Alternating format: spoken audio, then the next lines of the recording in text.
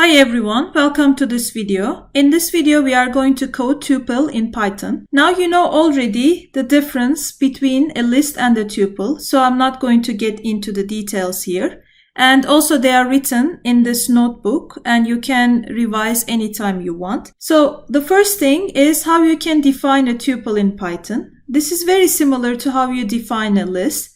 But here, as you see, instead of square brackets, we use circular brackets. So this is your tuple. Let's print it and see how the values look like. My underscore tuple and then run.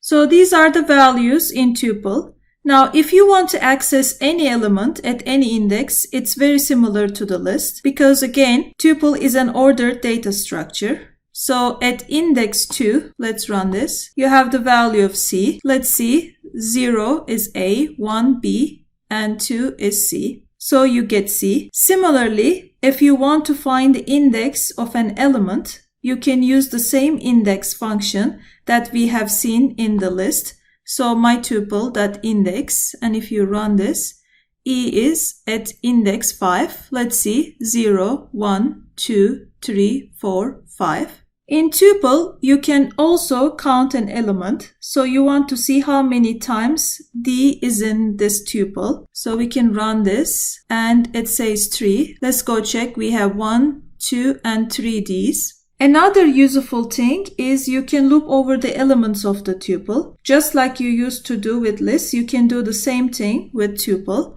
So let's run this and you will see that this is a loop, for loop, that we go over the elements in the tuple. Now slicing is another concept that's very similar to list and tuple. Here let's run my tuple and see the elements. You can give the ending index here in this case. Therefore it starts from 0 till to the third index and it will exclude the third index. Let's run this.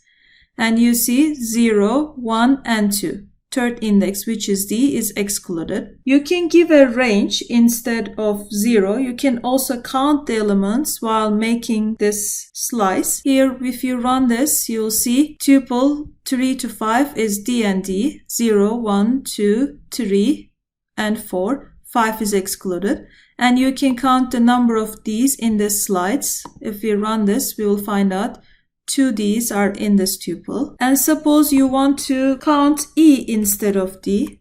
If you type here E and run this code, you'll see we get 0 because there is no E in this slice. Apart from counting elements in a slice, you can also find the index of an element in a slice. So here we can slice my tuple from 1 to 4. Which will include B, C, and D, because B is at index 1, index 2 is C, and index 3 is D, and the fourth index is not going to be included. If we want to find the index of B, then we are going to type here dot index and in the parentheses B. If we run this, we will find out index B is at index 0. If you would have done instead of B, D, and run this code, you will see D is at index 2. So this was basic operations in tuple and it's very similar to the list.